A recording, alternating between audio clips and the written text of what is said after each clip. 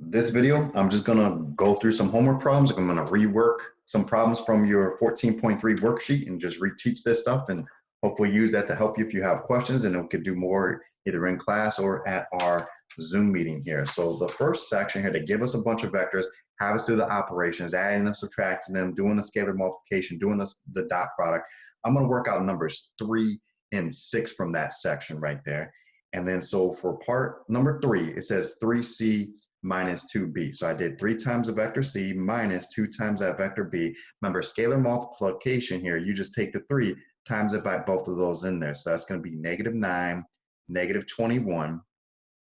So that's that first vector. I'm going to carry down the minus symbol, and I'm just going to take the 2 now and distribute that through that second vector right there. So I'll go 2 times 8, which is 16. 2 times 1 is 2.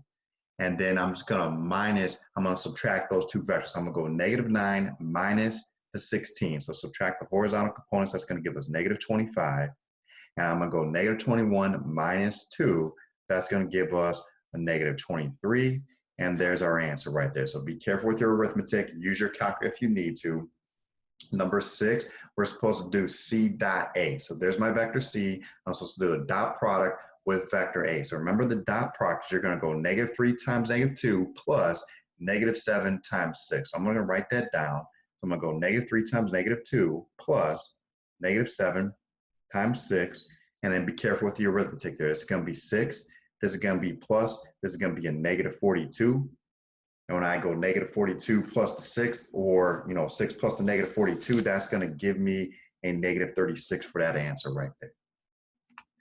Numbers 7 and 8, it wants us to find the magnitude and the direction of the vector in the component form right there. So there's my vector. I'm going to find the magnitude and the direction. Let's work out number 8 together, and you could do the other ones on your own. Hopefully you got this one already. But number 8, if I want to find the magnitude, it's just a formula, the square root of a squared plus b squared. So it's going to be the square root of that -8 squared plus the 6 squared. And make sure you always put those numbers in parentheses, especially if it's negative. And this is just going to give us 64 plus 36. That's going to be the square root of 100, which is just equal to 10 for the magnitude of that vector.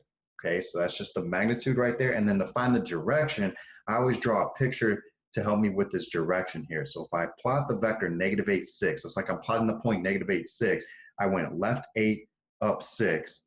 So boom, there's my vector. I know I'm in quadrant 2. And so I went left 8, up 6. So there's the sides of my triangle, and there's my right triangle right there. I always use positive sides for the sides of my triangle. If you want to use the negatives right there, that's fine. Just be careful right there. Now, ultimately, what I need is this angle from the positive x-axis to that. So it's going to be an angle in between 90 and 180. It's in quadrant 2, so I need to adjust for that. But what I'm going to use is basic SOHCAHTOA to find this reference angle right there. I'm going to find that alpha first, and then I could do the 180 minus that reference angle to get my quadrant 2 angle there. So when I look at that triangle, that's the tangent. I have opposite side over the adjacent side. So I'm going to go tangent of that alpha equals 6/8. Opposite side over the adjacent side. You can reduce it if you want, or you can just leave it at 6/8. But to find that angle, I need to do the tangent inverse of the 6/8, or the 3/4 right there. So if I do tangent inverse, make sure your calculator's in degree mode. If I go tangent inverse of 6 divided by 8, that gives me that alpha angle is going to be 36.9 degrees. But that's not the angle. If we say find the direction, you want the angle measuring from the x-axis right there. That's the direction, that's the angle that I want. And so if I went the whole way to that x-axis there, the whole way is 180 degrees, but I didn't travel that 36.9. So I gotta go 180. My theta, my direction is gonna be 180 minus that 36.9. And I know you guys can just kind of do that on your own. I could go 180 minus 36.9 or minus that answer right there. It's gonna give me 143.1 degrees there. And I'm not sure if we had you round to the nearest 100th or nearest 10th, but just kind of use that. Just be careful with that. I think we might go to the nearest 100th on the final. Not sure, we'll be clear on that, but you guys are fine with rounding there. So, but it ends up being 143.13 degrees. And then notice on number 7, then you ended up in quadrant 4 because you went positive, negative, and so the whole way around is 360. And when you find that reference angle, tangent inverse of 5/3 is the 59.04.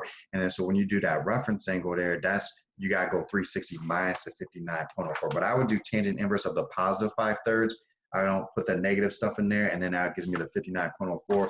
Then you go 360 minus that because you want the angle from that x-axis all the way around.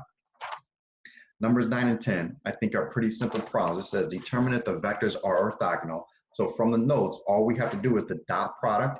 If my dot product is equal to 0, yes, the vectors are orthogonal. If the dot product is not equal to 0, no, the vectors are not orthogonal. So I want to do number 10. So I have number 10, my two vectors right here, and it says, are those two vectors orthogonal?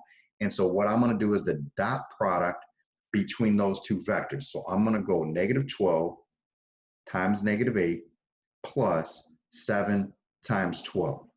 Now I'm just going to be real careful with my arithmetic. You kind of plug the stuff into the calculator if you need to there, but this is just going to give me 96 for this guy. This is going to give me 84 for this guy.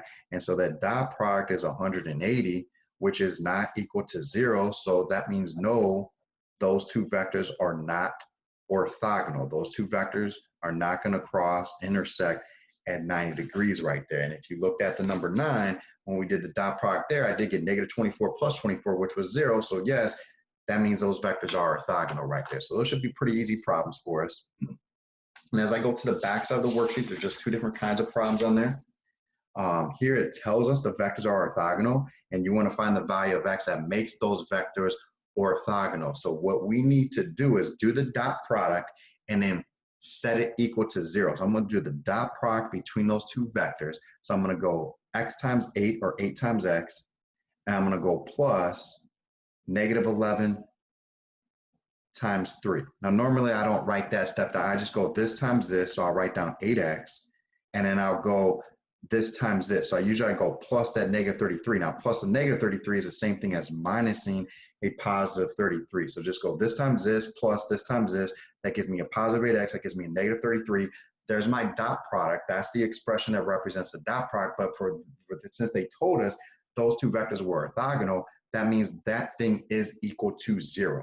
And so you just solve this for the x. You guys could do that in one step. Add the 33 to both sides. Divide both sides by the 8. If you have a fraction you can reduce, go ahead and do so. And there you go. But see, if you take that 33 over 8 and plug that in right there, you get 8 times 33 over 8. The 8s will cancel. You have a positive 33 minus 33. Boom, you got that dot product is equal to 0. So you're forcing that thing to have a orthogonal. You're forcing those two vectors to be orthogonal.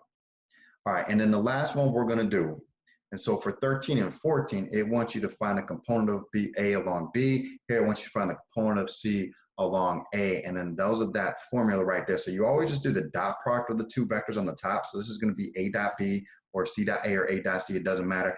And then whatever little letter is on the bottom, that's what you do the magnitude of. So since I have a B right there, I'll do the magnitude of B on the bottom. Since I have an A right there, I'll do the magnitude of A on the bottom right there. So I mean, there's all your kind of work there. All your answers are in the normal spots.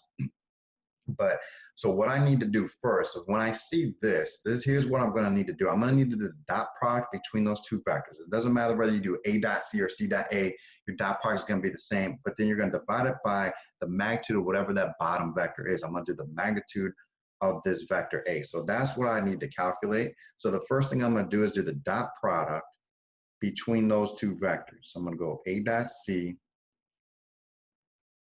And so I'm going to go 2 times -4, that's -8, plus -3 times 2 is a -6. So -8 plus a -6 gives me -14 for my dot product. So that's what I'm going to take and insert right there for my numerator. And then I need the magnitude of that vector A. So the magnitude of vector A is the square root of the 2 squared plus the -3 squared. So I'll go 2 squared plus the -3 squared. That's going to be 4 plus 9. That's going to be the square root of 13.